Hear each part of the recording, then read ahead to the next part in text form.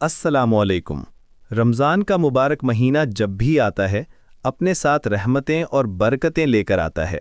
हम सब कोशिश करते हैं कि इस महीने में अपने रोज़े बेहतरीन तरीके से मुकम्मल करें, लेकिन रोज़े के दौरान अक्सर हमारे जहन में कुछ सवालात आते हैं। कुछ ऐसे काम हैं जिनके बारे में हम परेशान हो जाते हैं कि कहीं इनसे हमारा रोज़ा टूट तो नहीं गया। आज हम इन्हीं कुछ आम सूरत हालों के बारे में बात करेंगे जिनके पेश आने से रोज़ा नहीं टूटता, ताकि आप इत्मीनान और सुकून के साथ अपनी इबादत पर तवज्जो दे सकें। सबसे आम सवाल जो जहन में आता है वो भूल कर कुछ खा पी लेने के बारे में है। कभी ऐसा होता है कि हमें याद ही नहीं रहता कि हम रोज़े से हैं और हम गलती से कुछ खा लेते हैं या पानी पी लेते हैं। जैसे ही याद आए फौरन रुक जाना चाहिए, लेकिन परेशान होने की कोई ज़रूरत नहीं है। अगर आप भूल कर कुछ खा या पी लें तो इससे आपका रोज़ा नहीं टूटता। ये अल्लाह की तरफ से एक रियायत है। आपको बस चाहिए कि जैसे ही याद आए आप खाना पीना छोड़ दें और अपने रोज़े को जारी रखें। इस पर कोई क़ज़ा या कफ़ारा लाजिम नहीं होता। ये दीन की आसानी और खूबसूरती की एक मिसाल है। कुछ चीज़ें ऐसी होती हैं जो हमारे इख्तियार के बग़ैर हमारे जिस्म में दाखिल हो जाती हैं। मिसाल के तौर पर सड़क पर चलते हुए या घर की सफाई करते हुए अचानक गर्दो गुबार या धुआं आपके हल्क में चला जाए, या फिर आप गुस्ल कर रहे हों और एहतियात के बावजूद थोड़ा सा पानी आपके कान में चला जाए। इन सूरतों में भी आपका रोज़ा बिल्कुल महफूज रहता है। चूँकि ये अमल आपके इरादे के बग़ैर हुआ है, इसलिए शरीयत इस पर कोई गिरफ्त नहीं करती। आपका रोज़ा बरकरार रहेगा और आपको इसके बारे में फ़िक्रमंद होने की कोई ज़रूरत नहीं है।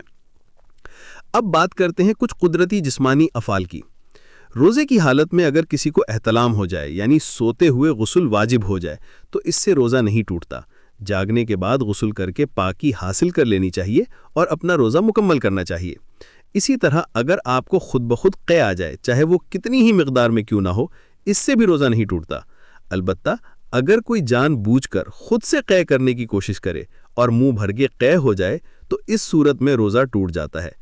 लेकिन गैर इरादी तौर पर होने वाली क़े रोज़े पर असरअंदाज नहीं होती। रोज़े के दौरान बीमारी की सूरत में इंजेक्शन लगवाने के बारे में भी बहुत से लोग सवाल करते हैं।